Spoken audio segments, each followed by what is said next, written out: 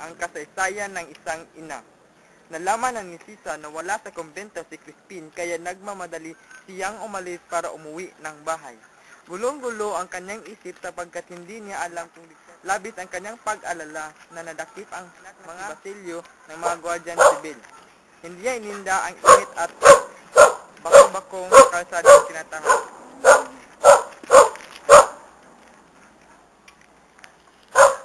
Natigilan si Sisa.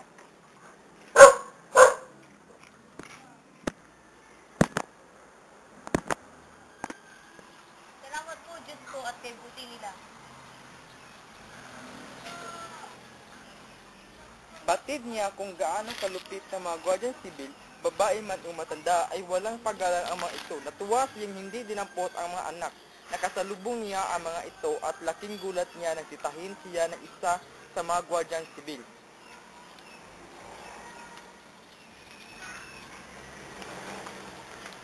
Nasaan ang iyong mga anak? Ikaw ba ang ina ng magnanakaw? Hindi ko po alam kung nasaan sila. Ha? Huwag kang magsisingali. Nasaan yung mga anak? Hindi ko po alam kung nasaan sila. Matagal ko na pong hindi nakikita ang aking bunsong si Crispin. Ibigay mo sa amin ang salapi na galing sa anak mo. Kung ayaw mo, ikaw ang dadaputin namin. Mga Ginoo, hindi po magnanakaw ang aking mga anak. Si Basilio walang iniibigay sa akin ni isang puting. Alugugin niyo man ang buong bahay wala kayong makikita. Maaari niyong gawin ang naibigan ay magnanakaw. Kung ganoon man, ay ikaw ay aming dadamputin at dadalhin sa kwartel. Bud at nagmamakaawa si Sisa sa mga gwardiyan sibil, subalit hindi siya pinakinggan ng mga ito. Pinakausap niya na kung maaari ay mauna siya sa paglalakad dahil napakalaking kahihiyan ang damputin ng mga gwardiyan sibil. Hindi sumang-ayon ang mga gwardiyan sibil dahil nasa liblib silang puok at maaari siyang makatakas.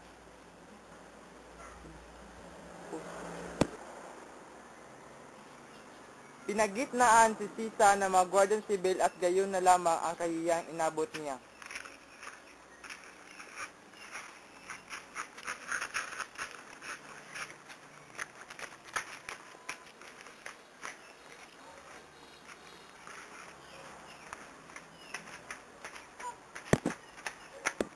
Pagdating sa bayan ay narinig ni Sisa ang tunog ng batingaw mula sa simbahan. Dali siyang naglakad upang hindi masaksihan ng taong bayan na siya dinampot ng mga gwardiyan sibil subalit huli na. Nasaksihan rin ng mga tao kung paano pinagtutulakan si Sisa ng mga dalawang gwardiyan sibil para ituro ang direksyon ng kanyang tataking patungong kwartil.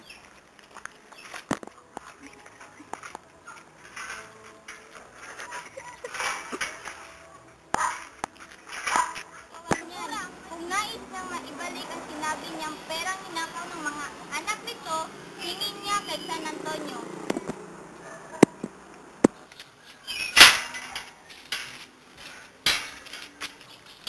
Hiyang-hiya si Sisa sa paglalakad sa kalye sapagkat pinagtitinginan siya ng mga tao.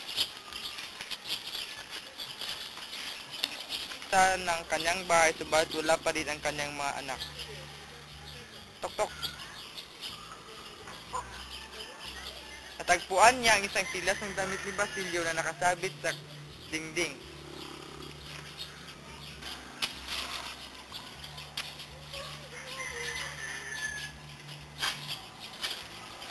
Patakbong nagbalik sa kalye si Sisa habang sinasambat ang pangalan ng mga anak. Basilio, Crispin, nasa na kayo, mga anak ko? Basilio, Crispin!